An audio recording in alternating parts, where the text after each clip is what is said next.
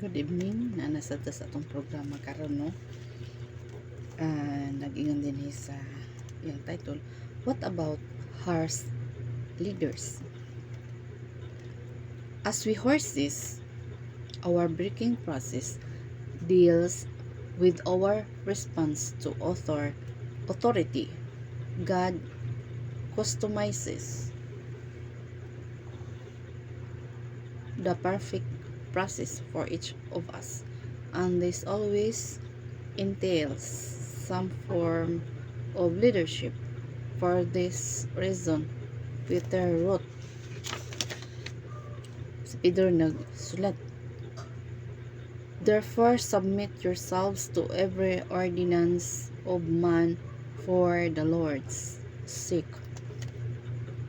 Servants, be submissive to your masters with all fear, not only to do good and to the good and gentle, but also to the harsh. Ang sige ingon ni Pedro, ang sige ingon diri sa ato ang nag-warning no, nag-warning siya, nag-warning bisag unsa pang ang imong leader no, mo submit kagayon, bisan pag haras-haras na siya mo kuan na kay kahadlok prayer no, na kay kahadlok. 1 Peter 2 verse 13 to 18 akong basahon. Tungod sa Ginoo, tahuran ninyo ang tanang mangulo, ang emperador, mga maoy labawng pangulo, ug ang mga gobernador nga iyang gitugyanan sa pagsilot niadtong nagbuhat og dautan o pagpasidungog niadtong nagbuhat og maayo. Kay mao kini ang kabubuton sa Dios. Buot siya nga masanta ninyo ang mga sulting walay hinungdan sa mga buwang-buwang pinaagi sa inyong mga maayong buhat. Pag kinabuhi kamo, ingon nga mga tawo nga may kagawasan, apan ayaw kini gamita aron pagtabon sa dautan, kun dili pag kinabuhi kamo, ingon nga mga ulipon sa Dios no, ayaw tabuni. Dili ka pwede nga mag-alagad ka sa Ginoo kunuhay niya na kaibuhat nga dautan. Tahura ang tanang tao, higugma ang inyong isig, kamagtotoo, kahadluki ang Dios og tahura ang emperador. Kamong mga sulugon kinahanglan magmasinugtanon og magmatino huron sa inyong mga agalon, dili lamang sa mga luluyon og maayo, kundi sa mga magdaog-daog, madaog-daogon usab. Okay? So, naay mga pangulo nga matawatang haras no, haras. Bisan pag unsa siya kad kuan tauron nato siya kay nga naman mao ni kabubuton sa Ginoo, gubutang siya dinha. Ana manggupod kay manubag ra man pud siya sa Ginoo nga good kana bitawon naingon na manubag ra pud siya sa Ginoo no. So kita nga mga kuan ato ra gid siyang tahoron no, ato siyang tahoron ang leader no, ang leader atong tahoron kay nga naman mao nay sugo sa Ginoo, gibutang na sila sa Dios dinha para sa pagsilot nitong magbuhat og dautan. Pero dili po daw kuanon, dili po daw nimo gamito ng mga kuana para matabon ang imong mga sala no, dili nimo gamiton aron mo tabon sa imong mga sala. Tabon-tabonan nimo imong ibuhat ba aron pagtabon sa imong mga sala. Okay? So tahoron daw ang mga namunuan, gobernador, senador, unsa pa na diha, no? Tahoron kay gibutang sila sa Ginoo dinha. Wala tay katungod. Ang master like na mga example like David, si David ni tahod gito sa kang King Saul yang umagyugangan, no? Tahod gito si King David kaya nga naman ginhugan man sa Ginoo, ordinance, so giordinahan na sila ng tahoron. Let's put this in modern vernacular. Servants could be identified as employees, students, church members, or civilians. Masters could be employees, teachers, church leaders, or governmental leaders. Most of us have had good and Gentile leaders, and we love them. They were easy to submit to.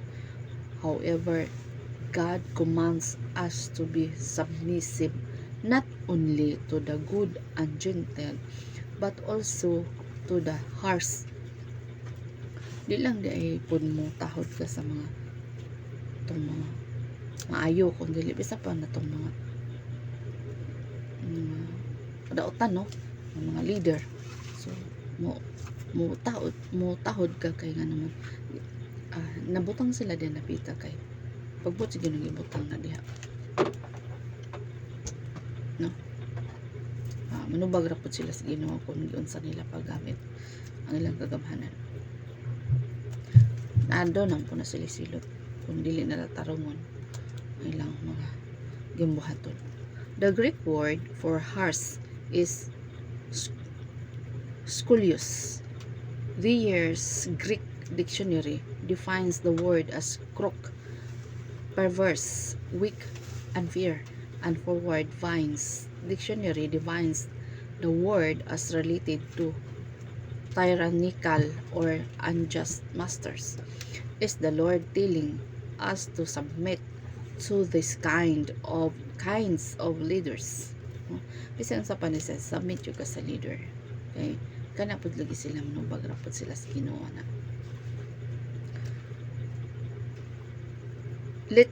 Let's reference as few other translations. The New Century Version reads, not only those who are good and kind, but also those who are dishonest. Kinsa po itong dishonest, so tahuron gyapon sila. Kay gibutang lagi na sila sa Ginoo din ha. Manubag raman sila sa Ginoo na God. The contemporary English version leaders declares, do this not only to those who are kind and thoughtful, but also to those who are cruel. The New American Standard Bible states, not only to those who are good and gentle, but also to those who are unreasonable. We cannot overlook this command. So let's seek the wisdom of God in it. So no? Actually, Peter's words become more uncomfortable before they get easier. He continued, God is pleased with you when, for the sake of your conscience, you patiently endure unfair treatment. 1 Peter 2:19. Atong basahan ang 19. Nag-ingon siya dahil sa 19. Kamu panalanginan sa Dios kung tungod kaniya inyong antuson ang mga pagdaog-daog. Kay dalaygon ba kung mag-antos kamo sa kastigo nga angay kaninyo tungod kay nakabuhat kamo dautan, dili gayud. Apan kung giantos ninyo nga ang pagdaog-daog bisan pa sa inyong pagbuhat sa maayo, panalanginan kamo sa Dios tungod niini. So nagaantos sa. So gitawag sig ingon ba nga dili po di ay ta pwede na mo sanib pursa nila nga labi na na ay mga magprotesta. So likayan ginanato kita mga nangalagad o Ginoo. Ang ato lang prayer lang. Para makamit na to ang panalangin. Prayer lang ato sa ila. Na sila kinalan mas dukon gid sila sa Ginoo. Nya ang tuso daw panahdaog ana siya. So kung nakamit sa ingon ni anak, wala gi kagubot na mahitabuon ta, no? O nakamit pa sa ingon ni anak ang tuso daw panahdaog. So I remember an incident that happened with my wife and one of older sons. He felt his brother got more than he did and the treatment was unfair. He proceeded. So inana sa na dapat wala tay palabihon, wala tay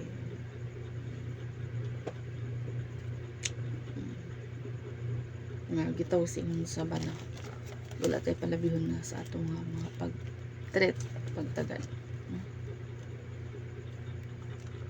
So arita Christ personal example. Peter went on to say, for even so they see you will call. Whenever I am preaching from this scripture, I usually ask the people to look up from their Bibles, and I say with enthusiasm, everyone say these words, this is my calling. We are always talking about our call in life. Well, this is one of them.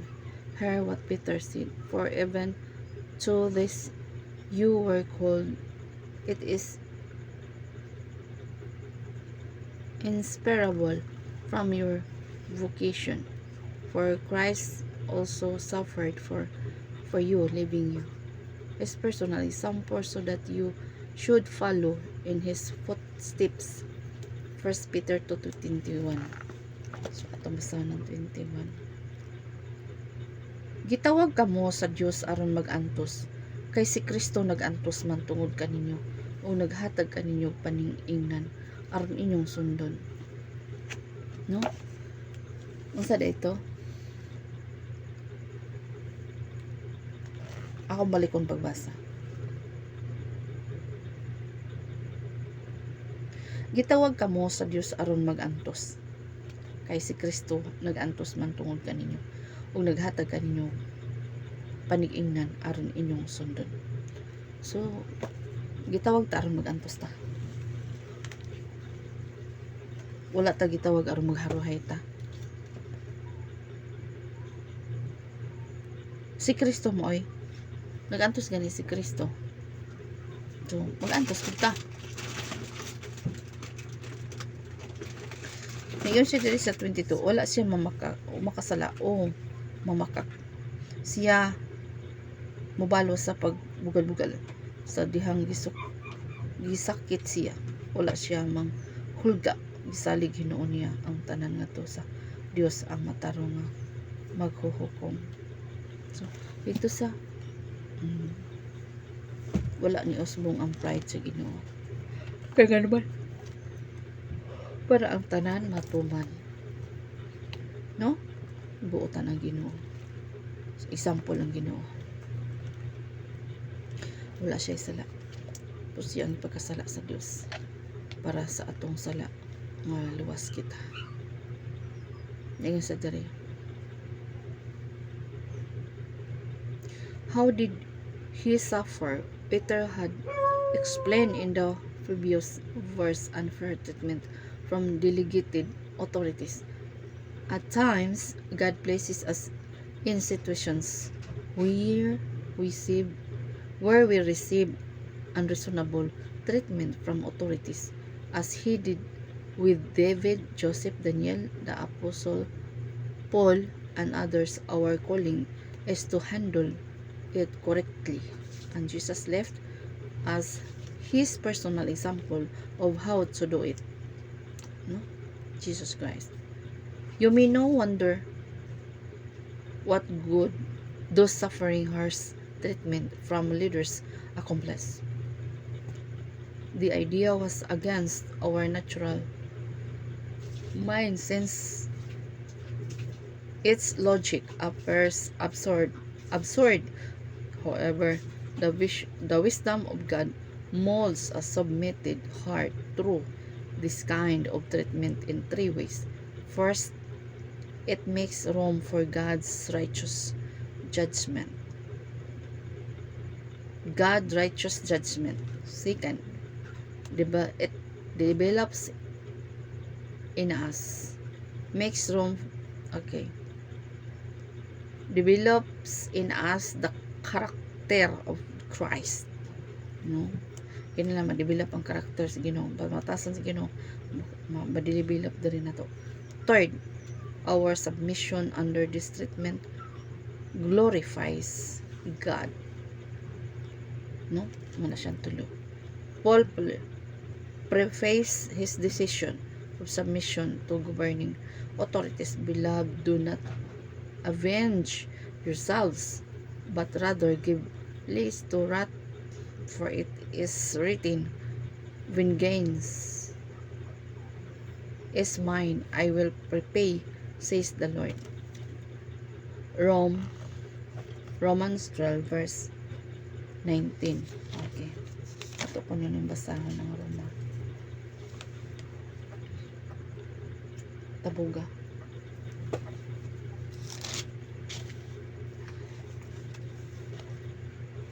Naging siya dali sa 19.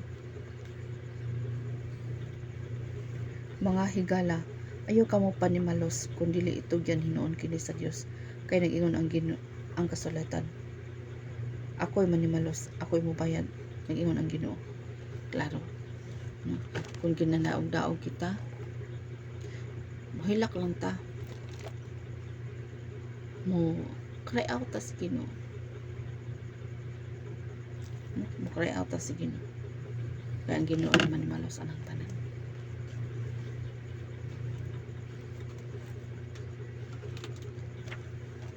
Hallelujah. Defense correction, vindication, or other appropriate responses should proceed from the hand of God, not man. An individual who vindicates himself lacks the humility of Christ. No one on earth possesses more authority than Jesus, yet he never defended himself before authorities. Let's go to the exact situation. Peter per reference, which was Jesus standing trial, and the chief priests accused him of many things, but he answered nothing. Mark. Ito sa Mark. Sa manakman sa Mark.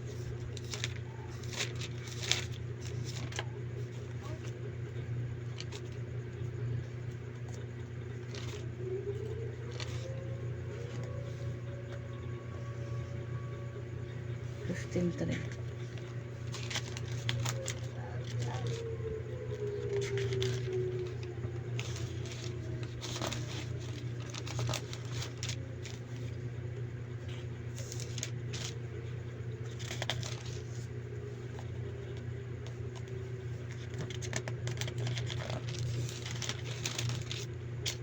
Consider gipanalanginan sa kadagkuan, gipasanginlan sa kadagkuan sa mga pari si Jesus sa daghang mga butang. Sa gani gipasinginlan si Jesus sa mga pari sa daghang mga butang. So daghang mga butang ipasangil siya, no? Ipasangil siya. Picture a court of law where everything spoken by the witness would be officially used against Jesus. The men testifying were the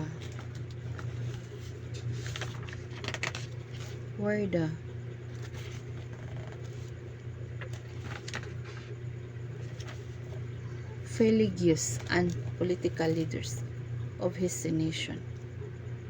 They were men of influence whose words carried great weight, but there was not a shred of truth that what they said. They spoke complete lies. Yet Jesus was silent before his accusers and did not defend himself. So, lagi ito ni tingog ang Ginoo, no? Dagan kay gi-accuse siya. Then, Pilate asked him again, saying, "Do you answer nothing?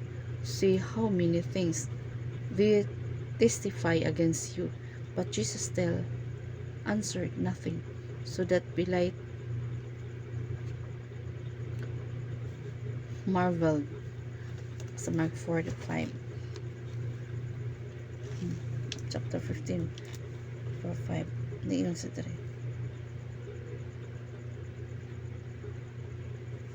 Busa nangutana pag-usab si Pilato kaniya, "Dili ka ba lamang mutubag? Daghan kaayo ang inagpasangil kanimo." Apan wala gihapon mutubag si Jesus. Busa na nahibulong pag-ayo si Pilato. Hallelujah. Kita mangud usahay naigi muusbong gid ang garbon, pero si Jesus walay makasama kaniya, walay makasama sa Ginoo. Gi-accuse, nagdaghan kay gi-accuse sa iya, pero wala lang gid siya, wala lang gid siya.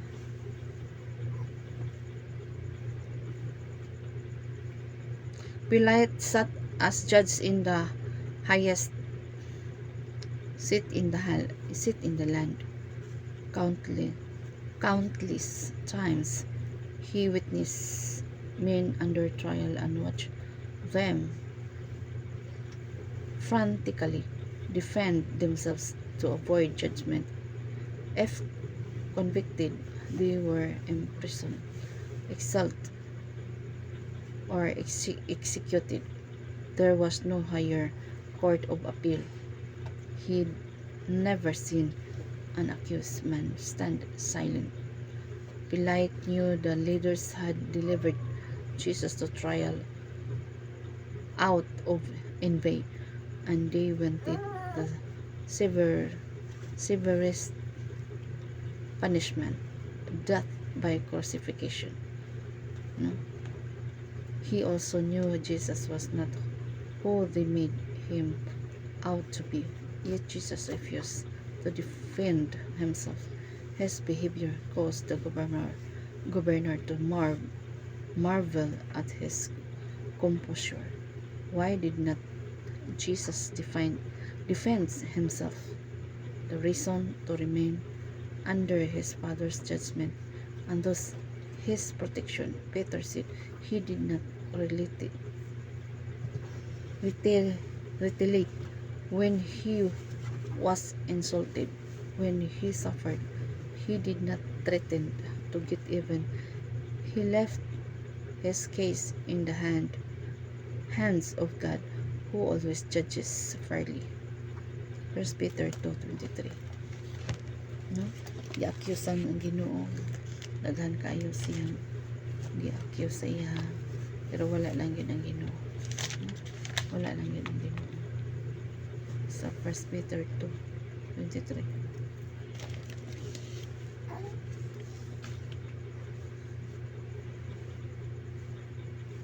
Sa dihang gibugal-bugalan siya, wala siya mobalos.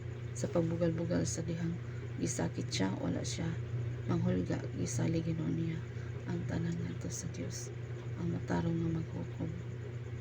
Dito sa krus gidala ni Kristo diha sa iyang lawas ang tanantang mga sala, aron dili na kita magpakasala, kung dili magkinabuhi na nga matarong pinaagi sa iyang mga samad nga ayo kamo kaniadto sama sa mga karnero nga salaag apan karon gidala kamo pagbalik aron magsunod sa magbalantay o titag tig atiman sa inyong mga kalag. So, glory to God. Hallelujah. So, no, tibanon ta sa Ginoo. When we refuse to defend ourselves, we are hidden under the hand of God, God's grace and judgment. There is no safer place. Who shall bring a charge against God's elect? It is God who justifies. Justifies.